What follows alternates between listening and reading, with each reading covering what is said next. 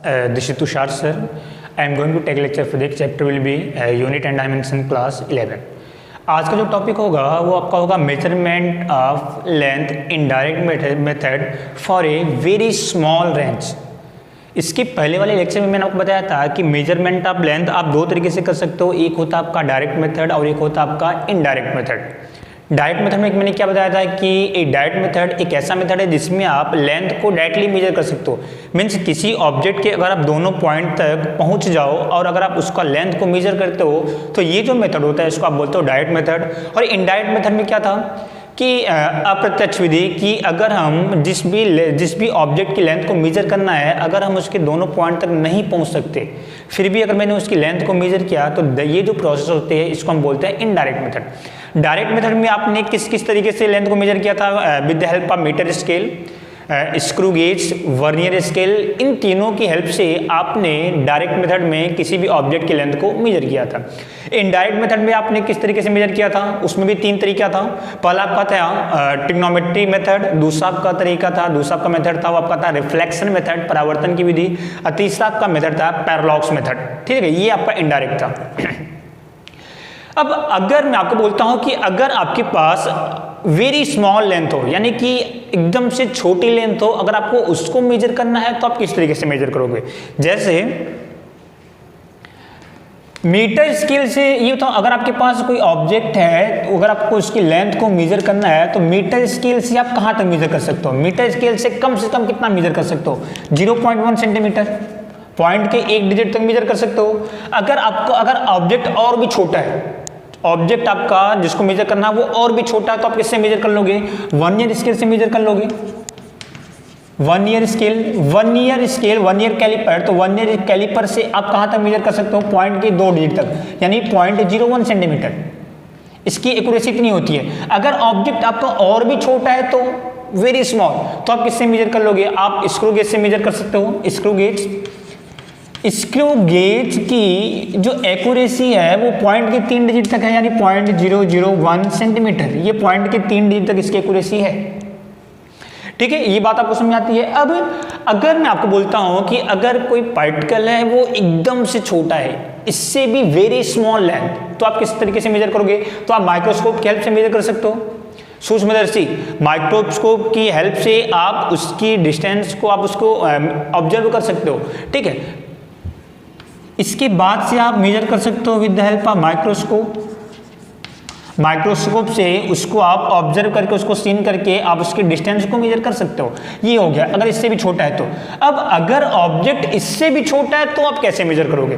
तो अगर हमारे पास वेरी स्मॉल ऑब्जेक्ट है, वेरी स्मॉल मॉलिक्यूल, तो उनकी लेंथ को मेजर करने के लिए हमने एक कॉन्सेप्ट तैयार किया। ऑयलिक एसिड के थ्रू हम किसी भी ऑब्जेक्ट, किसी भी का भी मॉलिक्यूल की साइज को हम मेजर कर सकते हैं। कैसे करेंगे वो आप समझो। जैसे आपका जो आज का जो टॉपिक है वो आपका है measurement of size of molecule of oleic acid.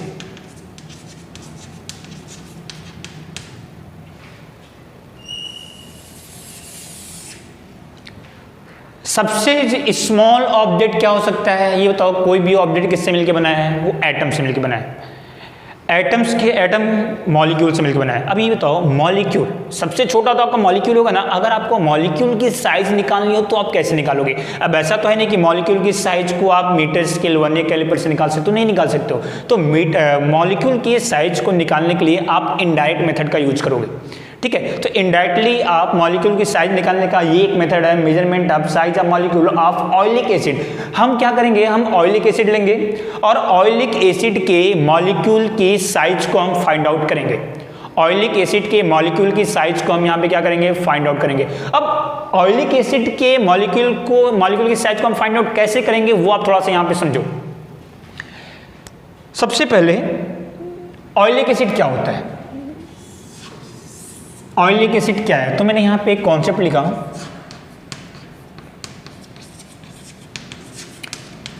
Oleic acid क्या होता है? ऑयलिक एसिड आपका एक सोप लिक्विड होता है, एक सोप लिक्विड, सोप लिक्विड, ठीक है। जैसे आप हाथ धुलते हो, ठीक है, हाथ धुलते तो आपके हाथ में, हैंड में सोप लगता है ना, वो झाग होता है आपका, उस तरीके से फोम आपका क्रिएट होता है ना, तो उस तरीके का जो लिक्विड होता है ना, उसको आप बोलते हो कौन सा लिक्विड? ऑयलिक एसिड, ठीक है। तो ऑयलिक एसिड क्या है? तो मैंने यहाँ पे लिखा oleic acid is a type of soap liquid. ये एक सोप लिक्विड है। इसकी मॉलिक्यूल की जो साइज होती है, इसकी मॉलिक्यूल की जो साइज होती है वो नियर अबाउट होती है 10⁻⁹ मीटर। इसके जो मॉलिक्यूल की जो साइज होती है, the size of the molecule, the size of the molecule, the size of the molecule will be near about 10⁻⁸ to 10⁻⁻10 metre. अब सोचो जो ऑयलिक एसिड का जो मॉलिक्यूल है उसकी साइज कितनी कम होती है, कितनी होती है? 10⁻⁸ से 10⁻⁻10 मीटर, इतनी इसकी साइज होती है। मीटर स्केल से कितना आप फाइंड कर सकते हो? 0.1, यानी कि 1/10। वर्नियर स्केल से 1/100, 1/100, स्क्रू गेज से 1/1000, ठीक है। अब सोचो कि इसकी जो साइज होती है वो कितनी होती है? 10⁻⁻8 से 10⁻⁻10। तो अगर आपको इसकी साइज को फाइंड आउट करना तो आप कैसे करोगे? तो वो एक मेथड है, अभी आपको समझा जाएगा। तो ऑयलिक एसिड क्या होता है? Oleic acid is a type of soap liquid, the size of the molecule will be near about 10⁻⁸ to 10⁻⁻10। Oleic acid एक प्रकार का आपका सोप लिक्विड है, और इसकी साइज कितनी होती है? इसकी जो इसके मॉलिक्यूल की जो साइज होती है, इसके परमाणु की जो साइज होती है, आकार कितना होता है? 10⁻⁻8 से 10⁻⁻10 मीटर तक इसकी साइज आपकी होती है, ठीक है। अब हम मेजरमेंट कैसे करेंगे? हम मेजरमेंट कैसे करेंगे? देखो, मेजरमेंट करने के लिए सबसे पहले आपको मैं 2-3 कॉन्सेप्ट बता रहा हूं, वो आप माइंड में सेट करके रखो। जैसे मान लो आपके पास विस्कस लिक्विड है। विस्कस लिक्विड, दो तरीके की लिक्विड होती है, एक होती है विस्कस, एक होती है नॉन विस्कस। एक होती है विस्कस लिक्विड और एक होती है non viscous liquid. Non viscous liquid, इसको आप बोलते हो श्यान द्रव, श्यान द्रव, ठीक है। श्यान मतलब क्या हुआ कि ये गाढ़ा लिक्विड होता है। गाढ़ा लिक्विड मतलब ये आपका थिक होता है, थिक, ये गाढ़ा होता है। और ये आपका थिन लिक्विड होता है, थिन लिक्विड मतलब ये पतला होता है। दोनों में डिफरेंस क्या वो समझो। विस्कस लिक्विड का एग्जाम्पल अगर मैं आपसे बात करता हूं तो विस्कस लिक्विड का एग्जाम्पल आपका हनी, शहद। नॉन विस्कस लिक्विड के एग्जाम्पल की बात करता हूं तो पानी। अगर आप हनी को अगर आप यहाँ पे किसी सरफेस पे गिराओ तो वो आपका इजीली फ्लो नहीं होगा, वो आसानी से फ्लो नहीं होगा। लेकिन अगर आप पानी गिराते हो तो वाटर आपका आसानी से पूरे सरफेस को कवर कर लेगा, बट हनी पूरे सरफेस को कवर नहीं करता है। इसका मतलब क्या होता है वो आप समझो। जैसे अगर मैंने हनी की बात करता हूँ, हनी की अगर मैं बात करता हूँ, ये एक सरफेस है, यहाँ भी एक मैंने सरफेस लिया, मैंने हनी को इसके ऊपर गिराया, ये सरफेस में मैंने हनी को, शहद को गिराया। ये तो जब हनी को आप इस सरफेस पर रखते हो तो हनी आपका इजीली फ्लो नहीं होता है, यानी कि उसकी जो लेयर होती है वो कुछ इस तरीके से लेयर इसकी होगी, कुछ इस तरीके से उसकी लेयर आपकी होती है हनी की। पानी को अगर आप गिराओ तो वाटर को अगर आप गिराते हो तो वाटर आपका पूरा का पूरा इस सरफेस आपका ये कवर कर लेता है, ये पतली लेयर पतला लेयर ये फॉर्म करता है, पूरे के पूरे सरफेस को कवर कर लेगा। हनी आपका केवल थोड़े से ही प्लेस को वो कवर करता है, ठीक है। हनी जो है वो आपका केवल और केवल थोड़े से ही प्लेस को कवर करेगा, और वाटर जो है पानी वो पूरे के पूरे सरफेस को आपका कवर कर लेगा। दोनों में डिफरेंस क्या है वो समझो। इसका मतलब क्या हुआ कि हनी की जो लेयर होती है वो काफ़ी मोटी लेयर है, और यहाँ की जो लेयर है पानी की वो काफ़ी पतली लेयर है। मतलब यहाँ पे जो मॉलिक्यूल्स हैं वो ऐसे हैं, यहाँ पे ये मॉलिक्यूल्स ऐसे ढेर सारे यहाँ पे मॉलिक्यूल्स होंगे, हनी की मॉलिक्यूल्स, यहाँ भी मॉलिक्यूल्स होंगे, यहाँ भी मॉलिक्यूल्स होंगे, ऐसे ढेर सारी मॉलिक्यूल्स होंगे। ये एक मॉलिक्यूल, दो मॉलिक्यूल, ऐसे ये तो ये पूरे के पूरे हनी के यहाँ पे ढेर सारी मॉलिक्यूल्स है। अब अगर ये वाटर है, यानी कि अगर ये पतला लिक्विड है तो ये पूरे के पूरे इसको ये पूरा कवर हो जाएगा, यानी कि वाटर जो है वो पूरे के पूरे सरफेस को कवर कर लेता है, यानी मीन्स एक वाटर का मॉलिक्यूल यहाँ पे इस तरीके से वाटर का आपका मॉलिक्यूल आपका होगा।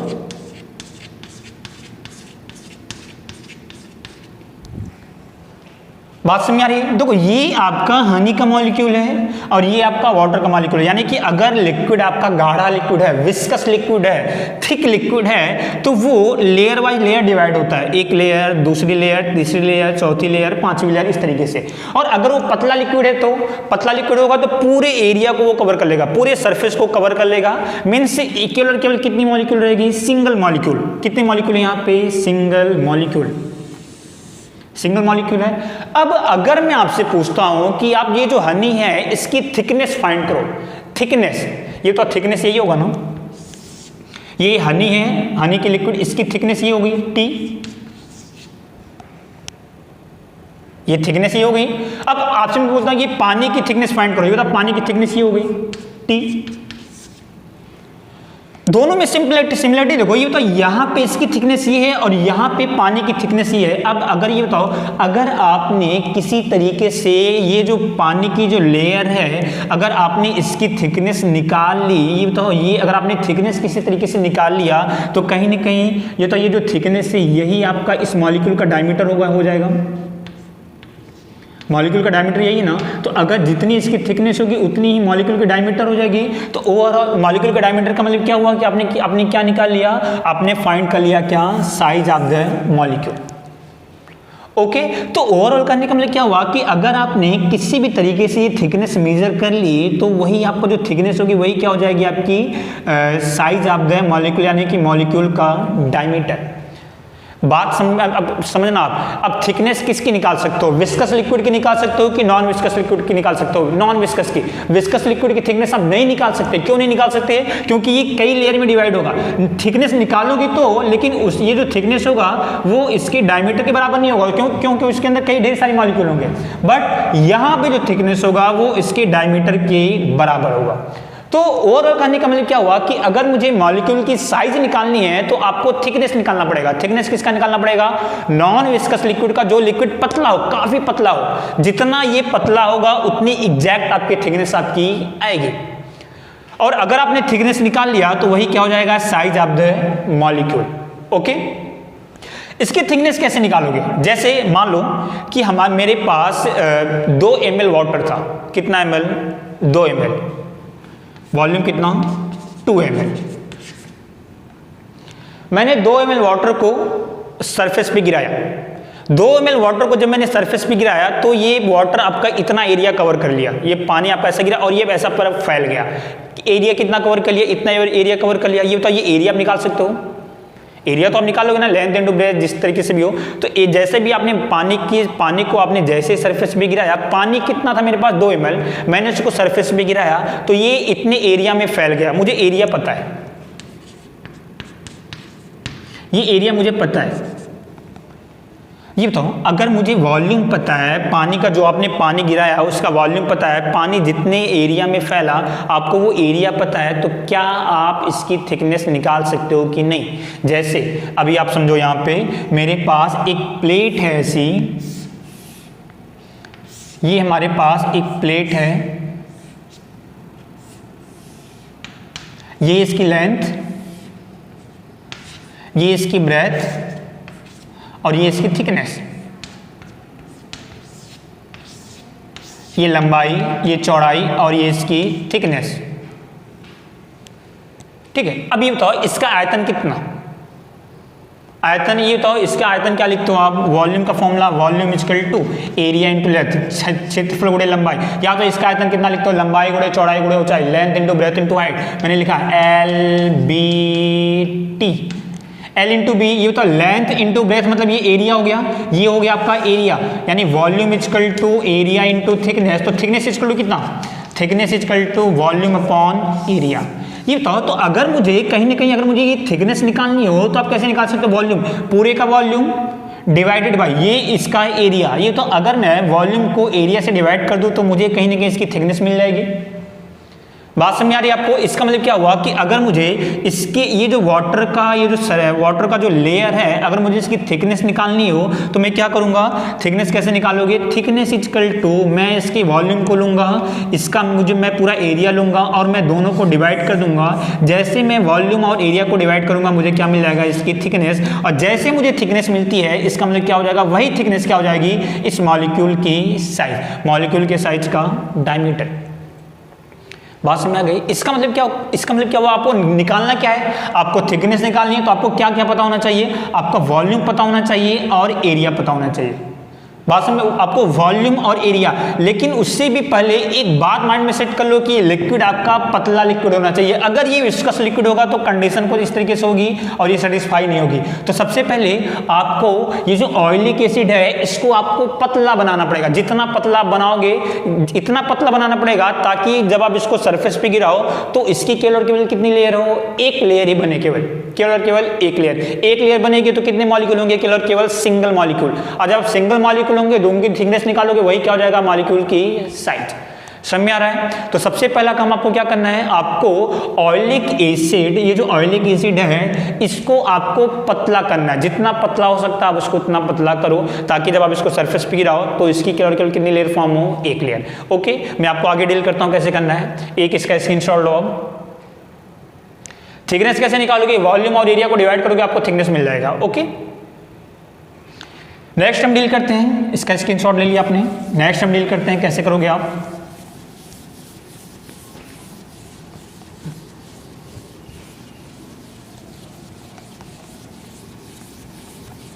तो उसके बाद से ही आपको ऑयलिक एसिड को पतला करना है। जितना आप पतला कर सको उतना पतला आपको करना है। उससे पहले एक बात आप और समझ लो। अगर मैंने वो बोला वॉल्यूम आपका 1 cc है, 1 cc वॉल्यूम, 1 cc का मतलब क्या होता है? Cubic centimetre. क्यूब का मतलब क्या हुआ? पावर कितना होना चाहिए? 3 सेंटीमीटर। यानी कि 1 cc, अगर ये वॉल्यूम मैंने लिखा है 1 cc, इसका मतलब क्या हुआ कि 1 क्यूबिक सेंटीमीटर। इसको क्या लिखते हो? 1 क्यूबिक सेंटीमीटर। समझ में आ गया? अब 1 cc यानी 1 क्यूबिक सेंटीमीटर का मतलब क्या होता है? इसका मतलब ये है, अगर मैं आपसे बोलता हूं कि आपके पास लिक्विड है उसका वॉल्यूम है 1 cc, इट मीन्स आपके पास एक ऐसा कंटेनर है आपके पास जिसकी लेंथ कितनी है?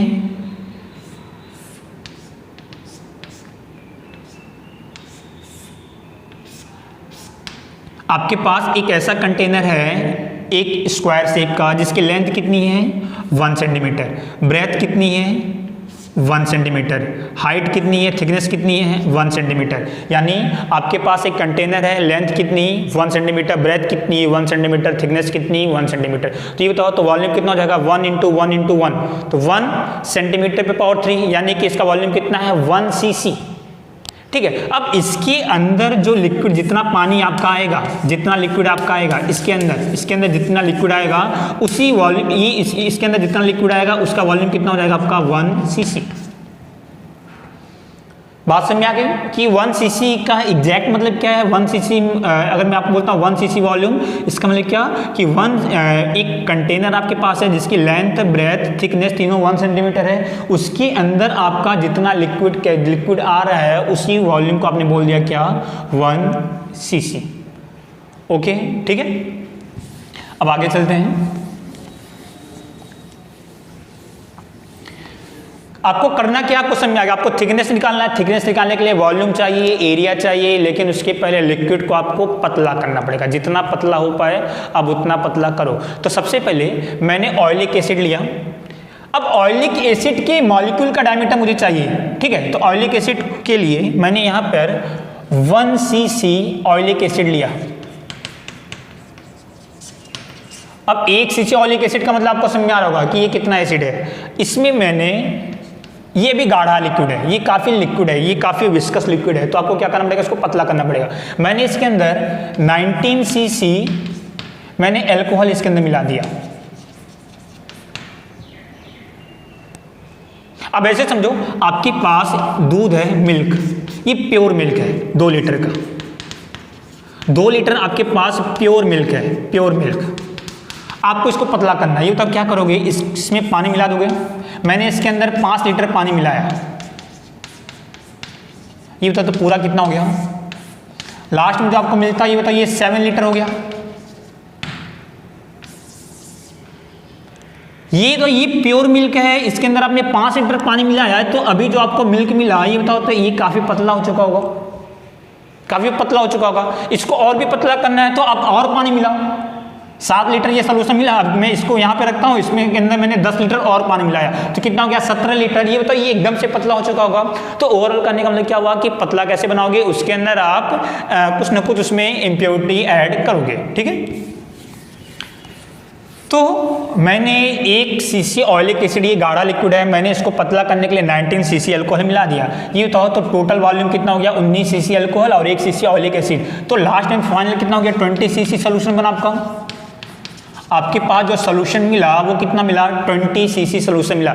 ये बताओ इस 20 सीसी सोल्यूशन में कितना ऑयलिक एसिड है, कितना ऑयलिक एसिड है 1 सीसी ऑयलिक एसिड है ना।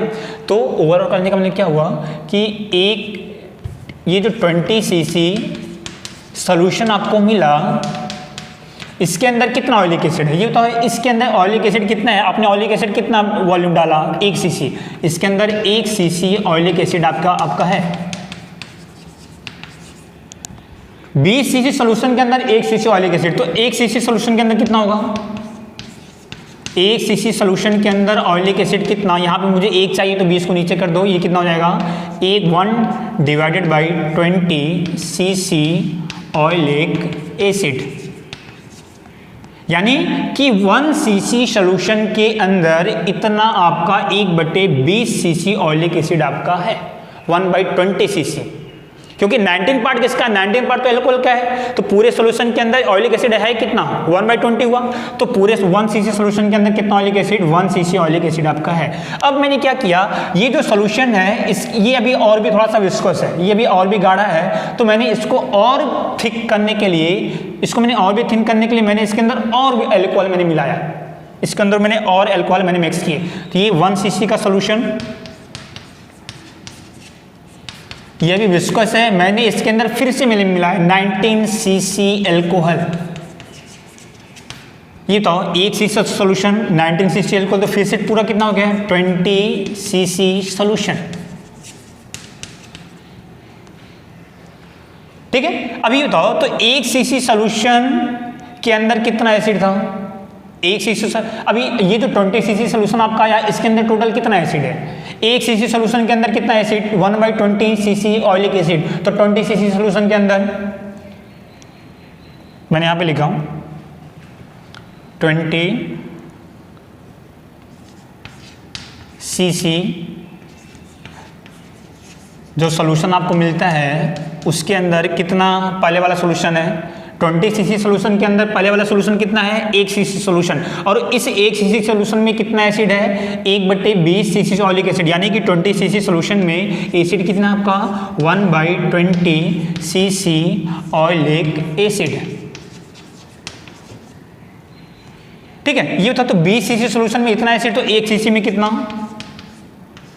1 सीसी सोल्यूशन में कितना एसिड हो जाएगा 20 को नीचे कर दो, ये आपका हो जाएगा 1/20 नीचे आ जाएगा, तो 20 इंटू 20 कितना 400 सीसी ऑयलिक एसिड।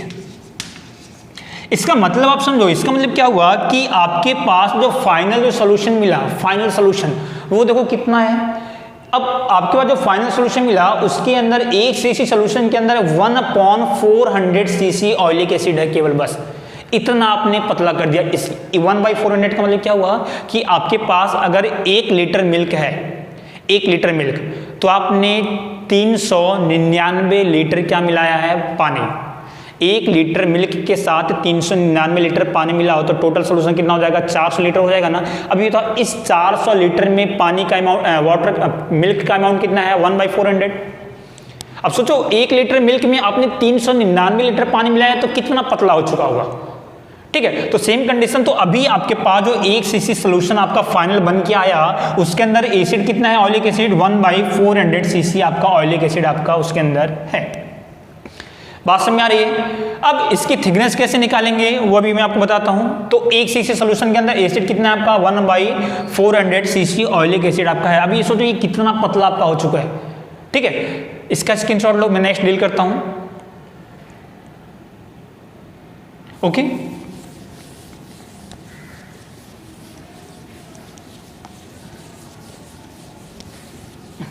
एक cc सोल्यूशन के अंदर 1/400 cc ऑयलिक एसिड, ध्यान देना।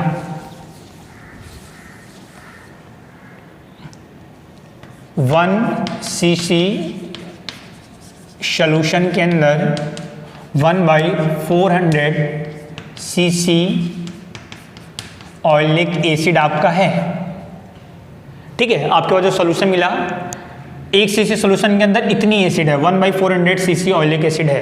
अब ये जो सोल्यूशन आपके पास मिला, इस सोल्यूशन को आपने एक कंटेनर में डिप किया, एक कंटेनर में भरा। ये सपोज करो एक कंटेनर है। ये जो सोल्यूशन आपको मिला फाइनल, इसको आपने यहां पे डिप किया, इसके अंदर आपने इसको भर दिया, ठीक है। इस पे स्केल लगा है, सपोज करो ये अभी कितने पे है, ये सपोज करो ये 10 पे है, 10 cc पे, 10 cc पे, ओके। अब आपने इसको यहां पे ऑन किया, ये तो यहां से आप एक ओपनिंग है, ऑन किया आपने, यहां से ये गिरना शुरू हुआ, यहां से ये जो सोल्यूशन है ये गिरना शुरू होता है, लिक्विड लिक्विड ड्रॉप ड्रॉप, ये बूंद बूंद करके यहां से गिरना शुरू हुआ। और आपने देखा कि ये 10 cc पे था, ये गिरते गिरते गिरते गिरते कहां पे आ गया, यहां पे आ गया। ये कितने पे है 9 cc। ये तो ये कितना वॉल्यूम गिरा नीचे, 1 cc नीचे आया, 1 cc, ये बताओ 1 cc नीचे आया। तो यहां से आपने देखा, ये बताओ यहां पे ऐसे ढेर सारे ड्रॉप हैं, आपने इन सबको काउंट किया, 1 2 3 4 5, ऐसे आपने इसको काउंट करते रहे कि जब ये 1 cc गिरता है तो यहाँ पे लिक्विड का ये जो ड्रॉप है, कितने ड्रॉप आपके नीचे आते हैं। एक सपोज करो, एक समझने के लिए मैं आपको बोलता हूँ कि यहाँ से 5 ड्रॉप नीचे आए, ये बताओ तो ये वॉल्यूम कितना गिरा, एक cc। अगर मैं आपको बोलता हूँ कि ये जो एक मॉलिक्यूल है, एक मॉलिक्यूल, ये वाटर का ये जो वाटर ड्रॉप है, इसका एक मॉलिक्यूल, ये एक मॉलिक्यूल, एक मॉलिक्यूल का जो वॉल्यूम है, जो आयतन है वो v है, एक मॉलिक्यूल का वॉल्यूम कितना v। और अगर मैं आपको बोलता हूं कि यहाँ पे 5 मॉलिक्यूल नीचे आए, 1 2 3 4 5, कितने मॉलिक्यूल नीचे गिरे 5, ये बताओ। तो यहाँ पे ड्रॉप कितना हुआ, ये कितना वॉल्यूम नीचे आया 1 cc, एक का वॉल्यूम v है, तो टोटल कितने हैं 5 गिरे, तो टोटल का वॉल्यूम कितना 5। ये तो ये जितना नीचे आएगा उतना ही यहाँ पे तो नीचे गिरेगा ना, यानी कि 1 cc किसकी इक्वल हो जाएगा 5v। ये समझ में आया कि नहीं, ये कैसे किया। 1 cc आपका नीचे आया, यानी कि आयतन कितना कम हुआ, एक आयतन कम हुआ। ये होता है ये जो ऑयलिक एसिड है ये कहाँ पे गया होगा, नीचे गया होगा।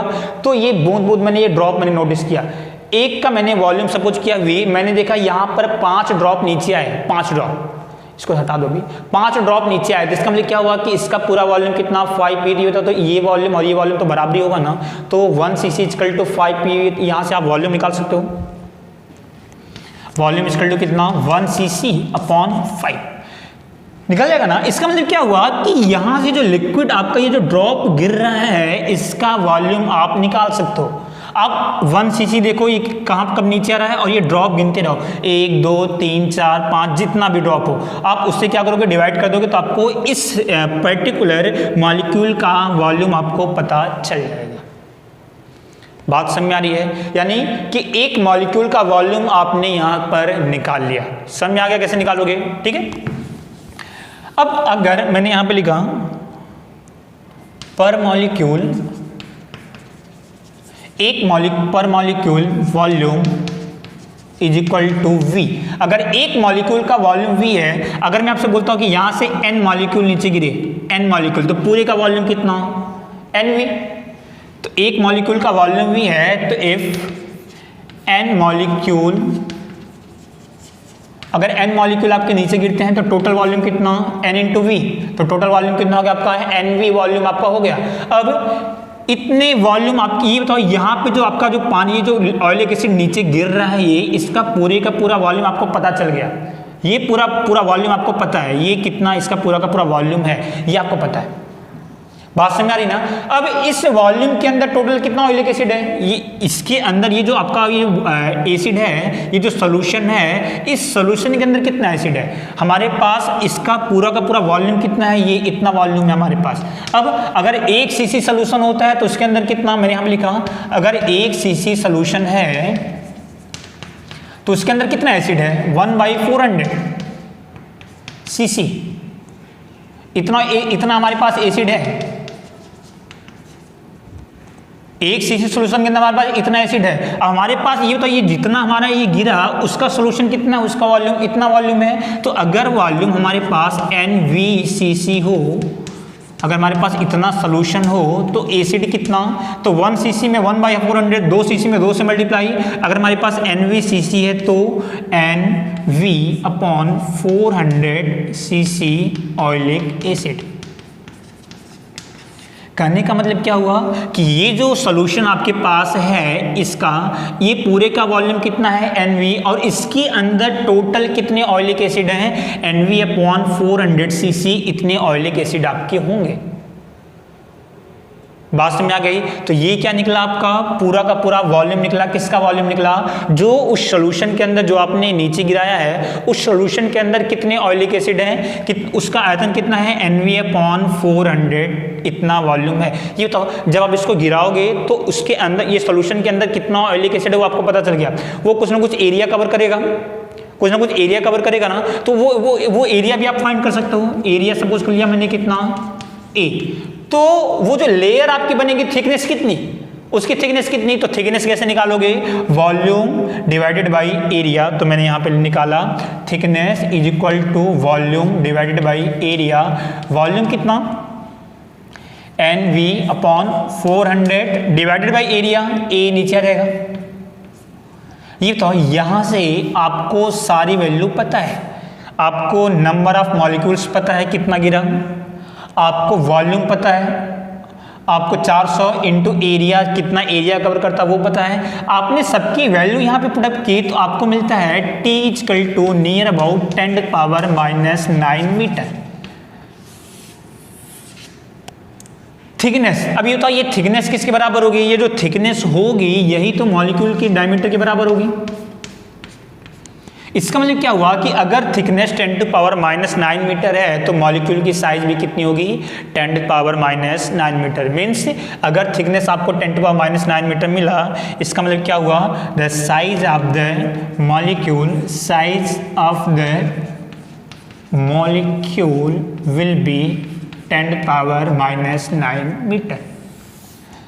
ये आपका आंसर